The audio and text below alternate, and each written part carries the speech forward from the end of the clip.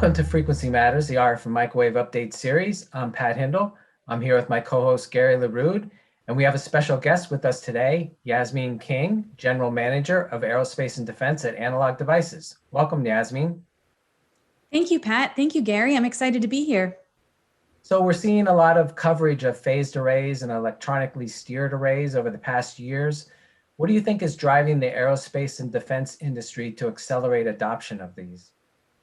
It's a good question. And what we're seeing is that the core driver for the acceleration in phased array and electronically steered arrays is ubiquitous communications, this core need for high data rate communications. As you know, military applications have been using phased array for quite some time. What we're seeing now is that this is being adopted and used in the commercial sector. And the increase in volume is bringing down cost. And that only pushes for faster adoption in both commercial and military markets. So given the explosion in demand, we see an increased need for techniques such as spatial selectivity through multi-beam phased arrays. And that helps us to reuse bandwidth as well as to increase security.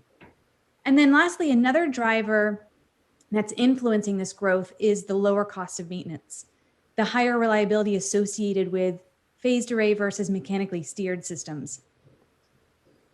So with that focus on active phased arrays from the legacy mechanical systems, how do you see the trade-offs and the adoption of the various beamforming architectures like analog, hybrid, and digital?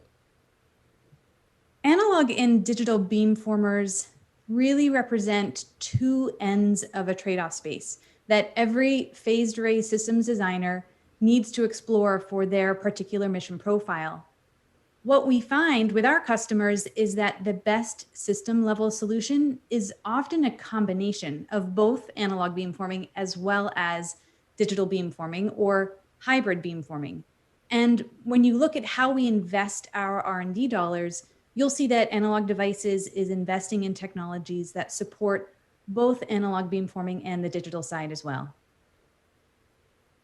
That's great insight, Yasmine. Could you touch on the top challenges that face customers in the A&D markets? And do you see these requirements converging across markets? Every market definitely has different requirements in some dimensions. A few of our customers are driving to multifunction platforms, combining EW, radar, communications.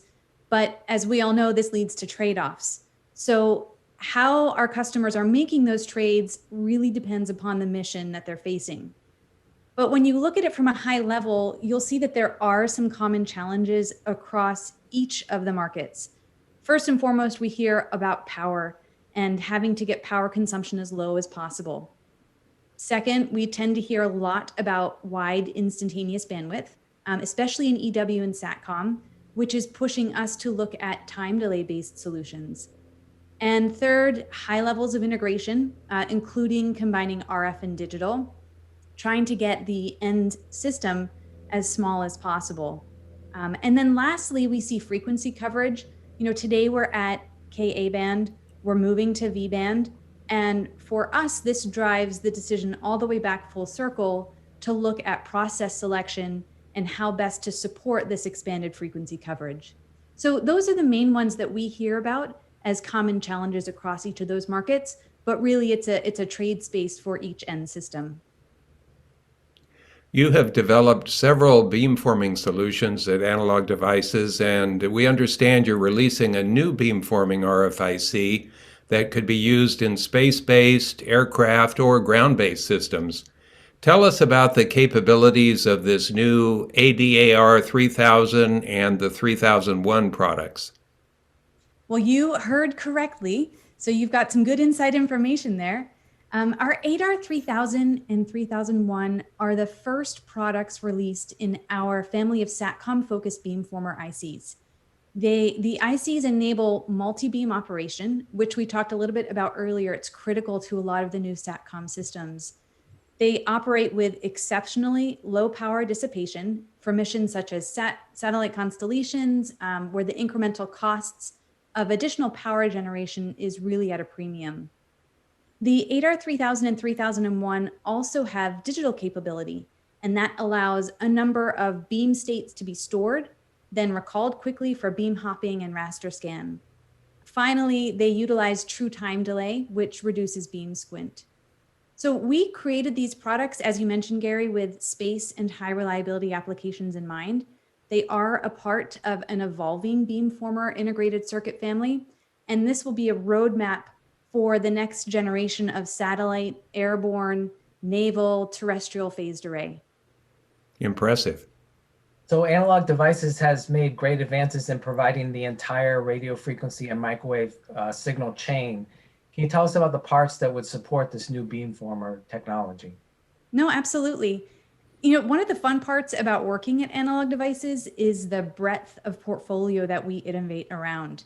So to answer your question, we have everything in the signal chain from antenna down to bits, including low noise and power amplifiers, TR modules, frequency converters, signal conditioning components, clocking, power, you name it, we have it. And of course, what a lot of our customers know us for are our high-speed data converters. And our investments around our converters really complement the beamformer IC strategy and the greater phased array strategy by providing control to hybrid systems through digitization and synthesis.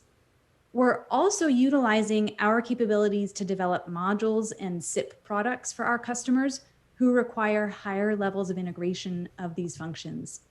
ADI is unique in being able to offer this breadth of portfolio as well as the integration capabilities. And if you remember earlier, we discussed the trade system that designers will need to make between analog versus digital versus hybrid beamforming. The products we're investing in at Analog Devices allow flexibility between analog, digital, and hybrid trade space. We are and we will continue to invest in all of these technologies. So more announcements to come. There's always so much going on at Analog Devices. Is there anything else we haven't covered that you'd like to add before we wrap up? No, I think this was great. Thank you again for having me. I really appreciate all the time today. Well, thank you, Yasmine, for talking with us about the aerospace and defense phased array market and your new products that are addressing it. Very impressive, as I said. And we thank everyone for watching this episode of Frequency Matters. We'll be back soon with another episode about what's going on in the industry.